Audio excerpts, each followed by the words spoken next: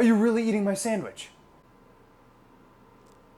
When you receive a physical injury like a cut, your body forms a scar that is both tougher and thicker than the original flesh. And when you receive an emotional injury, your body very much does the same. It forms an emotional scar. How could you eat my last sandwich? You know how hard I work on these sandwiches, you worthless pig. Why would you say that? You worthless pig. I mean, really? You didn't think I would find my sandwich? It's labeled. It's labeled. Why would you say that?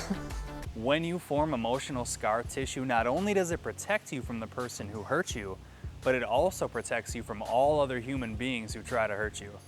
And what can happen is that emotional wall can come up, cutting you off from your real higher self.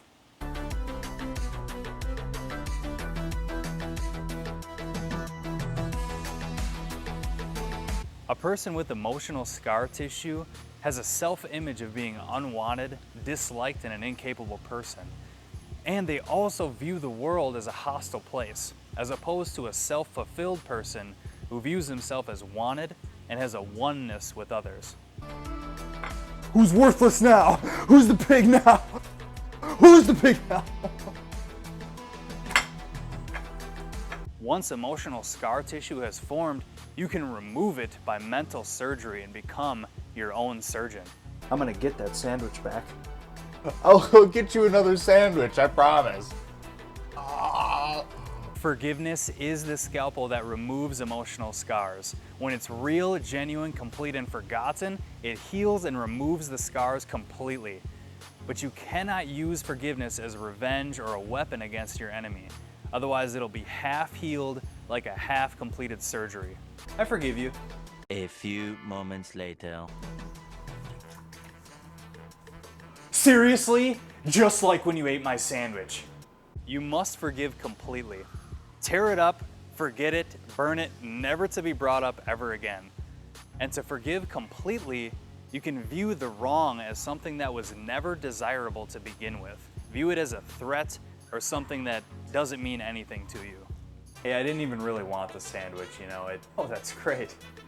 It had mold on it, and it was sitting in my car for like 2 weeks, so. You can forgive completely if you cancel the debt completely with no mental reservations. See, we humans, we like to condemn ourselves and feel sorry for ourselves and lick our wounds for years. That's why I'm having such a bad month, Randy, because he ate my sandwich. Well, what are you eating now? It's a different sandwich. Nowhere in the New Testament does it say that Jesus forgave anyone. You cannot forgive anyone if you first did not condemn them. Jesus never condemned anybody, so there was nothing for him to forgive. Once you forgive and forget, we tend to beat ourselves up with self-condemnation, regret, and guilt. I'm such a bad person. He didn't deserve it. You living with guilt is your attempts at living in the past. You make mistakes, mistakes don't make you. If you say, I failed, that's a verb. That means it happened. If you say, I'm a failure, that's a noun. You're describing what it did to you and that it's permanent. You wouldn't tell a child that he's a faller, you would say he fell. Does that make sense? So forgive, forget, and give yourself an emotional facelift. You'll be happy you did. And to keep raising your awareness, like, subscribe, and ring the bell. This is wonderful. This is great, man.